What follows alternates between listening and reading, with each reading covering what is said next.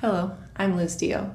This video is for guitarists interested in learning about fingerstyle or finger-picking guitar.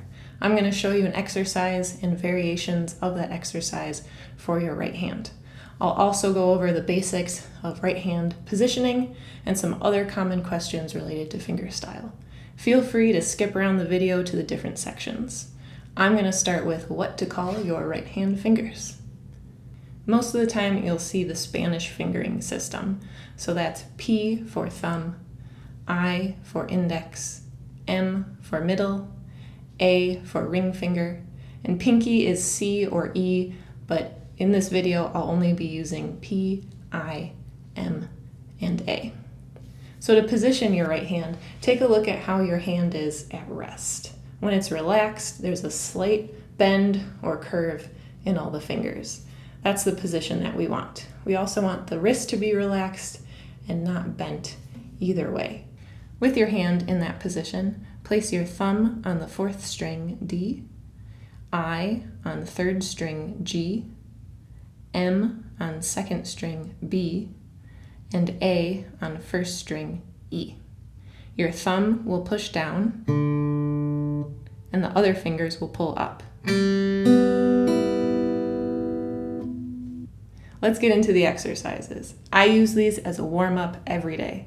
There's a free sheet for you to download on my website that has these exercises written out and tab examples. So the first one we're going to do, all of these start with your thumb and then every combination of the other fingers. The first pattern in this set is P-I-M-A. If you're playing these and notice it's hard to keep your hand in the right position or your fingers going to the right strings, plant your fingers first before repeating each pattern. So you'll play the pattern, then put your fingers back on the strings, then play the pattern again.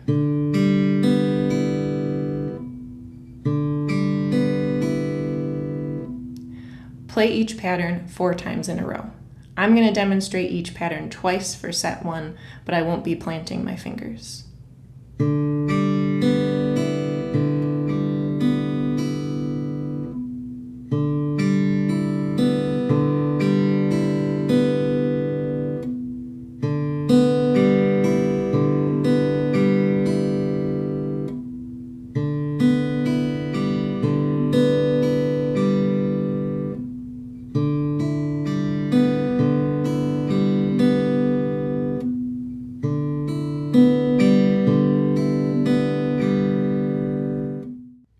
I would spend a lot of time with just set 1. And there are a couple of things to be aware of as you're working through this set. First and most importantly is tension. Most often I'll see tension in people's pinky finger. It'll be sticking straight out and very tense as they're trying to do these patterns. Your pinky should be relaxed in that neutral, slightly bent position, and it can freely move with the other fingers. Also be aware if you're holding any tension in your hand, your arm, your shoulder, that can cause a lot of problems. And be aware of how hard you're pressing into the guitar with your elbow. That can cause some inflammation in your elbow. Once you're fairly comfortable with these patterns, it's time to look at consistency in volume and rhythm. Starting out, you might have one finger that'll pick louder than the others.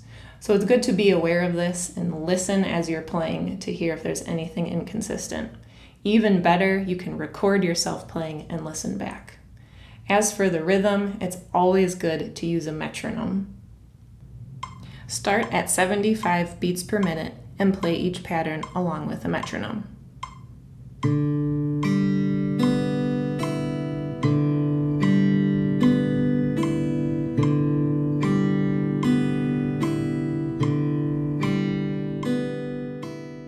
When working with a metronome, slowly increase your speed by 4 to 5 beats per minute. This way you'll get faster very consistently.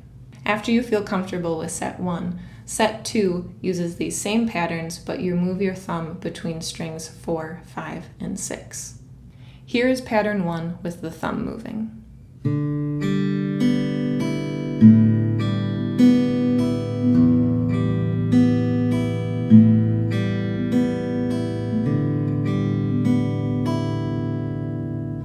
If you notice it's hard to keep your fingers on the right strings, again, plant them before repeating.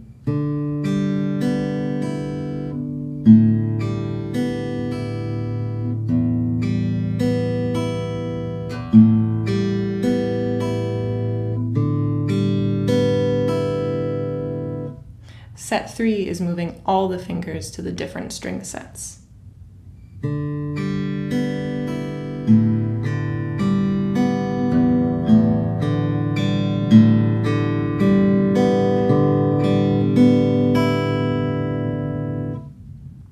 Set 4 is for accenting the different fingers. This is a beneficial exercise for playing songs that have a melody you need to make louder. In succession, you will accent each finger. With pattern 1, I'll first accent P by playing it louder than the other fingers. I'm going to exaggerate this a little bit so you can really tell what I'm doing.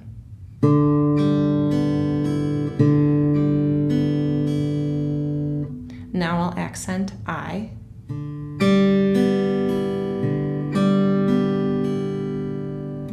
Now M.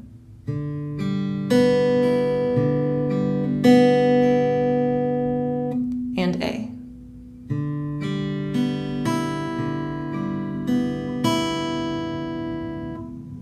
I'm going to demonstrate this again with pattern 3, P, M, I, A.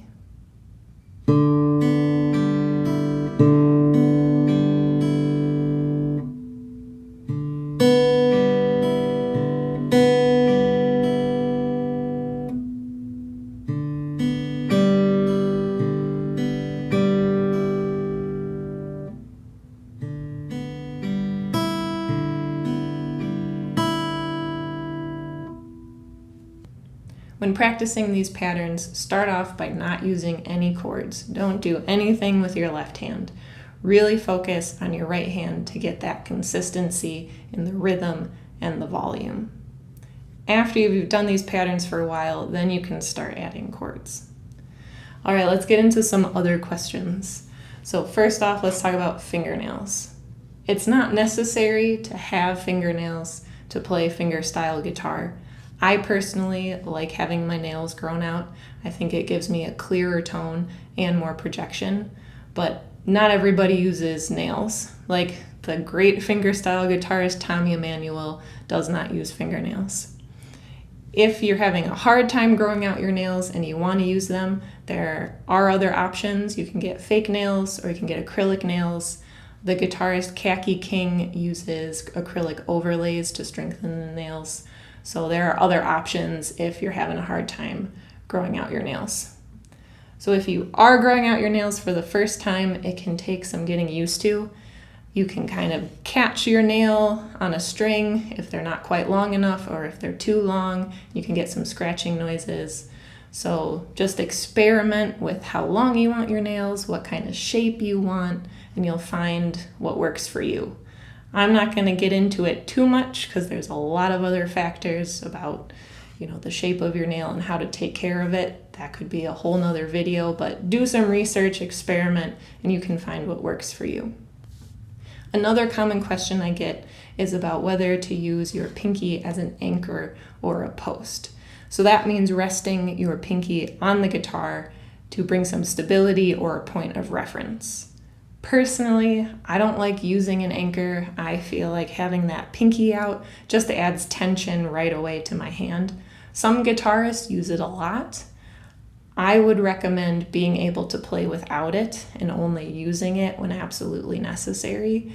You should try to have your hand as stable as it can be on its own without having that pinky resting on the guitar. Thank you so much for watching this video. I hope it gives you a great foundation for your finger picking and you can use it as a warm-up as you continue to learn. Every fingerstyle player has different techniques and a different style, so I encourage you to look up other players and learn from them as well. If you have any questions or there's any topic you want me to go over, feel free to leave a comment. And if you're interested in an in-depth online guitar course, check out Fretboard Biology. It's a new online guitar program and I'm a private instructor.